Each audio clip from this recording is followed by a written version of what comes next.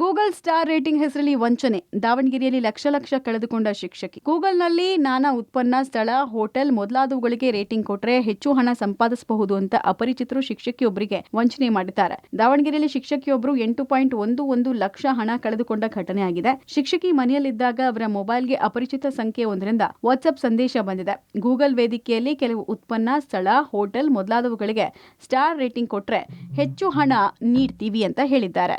ಜೊತೆಗೆ ತಮ್ಮಲ್ಲಿ ಹಣ ಹೂಡಿಕೆ ಮಾಡಿದ್ರೆ ಹೆಚ್ಚು ಲಾಭಾಂಶ ನೀಡ್ತೀವಿ ಅಂತ ಶಿಕ್ಷಕಿಗೆ ನಂಬಿಸಿದ್ದಾರೆ. ವಂಚಕರ ಮಾತುಗಳನ್ನ ನಂಬಿ 5,000, 10,000 ಸೇರಿದಂತೆ ಒಟ್ಟು 8 ಲಕ್ಷದವರೆಗೂ ಹಣ ಟ್ರಾನ್ಸ್ಫರ್ ಮಾಡಿದ್ದಾರೆ. ಶಿಕ್ಷಕಿ ಹಣ ವಿಡ್ರಾ ಮಾಡೋಕೆ ಹೋದಾಗ ಮೋಸ ಹೋಗಿರೋದು ಗೊತ್ತಾಗಿದೆ. ಈ ಸಂಬಂಧ ದಾವಣಗೆರೆ ಸೆಂಟ್ ಠಾಣೆಯಲ್ಲಿ ಪ್ರಕರಣ ದಾಖಲು ಮಾಡಿದ್ದಾರೆ.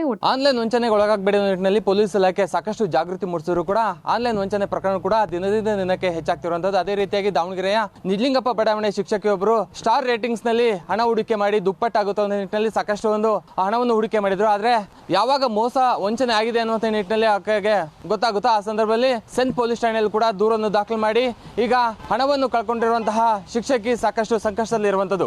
ಒಟ್ಟಾರೆ ಸೈಬರ್ ವಂಚನೆ ಬಗ್ಗೆ ಸಾಕಷ್ಟು ಅರಿವು ಮೂಡಿಸಿದ್ರು ಜನ ಮಾತ್ರ ಮೋಸದ ಜಾಲಕ್ಕೆ ಬಲಿಯಾಗ್ತಾ ಇರೋದು ನಿಲ್ತಾ ಇಲ್ಲ. ಈ ಬಗ್ಗೆ ಪೊಲೀಸ್ ಇಲಾಖೆ ಅಗತ್ಯ ಕ್ರಮ ವಹಿಸಿ ಸೈಬರ್ ಕ್ರೈಮ್ಗಳಿಗೆ ಕಡಿವಾಣ ಹಾಕುವಂತೆ ಸಾರ್ವಜನಿಕರು ಒತ್ತಾಯ ಮಾಡಿದ್ದಾರೆ. ವಿನಯ್ ಬಸಪ್ಪ ಜೊತೆಗೆ ಪುನೀತ್ ಆಪ್ತಿ, ಪಬ್ಲಿಕ್ ಟಿವಿ.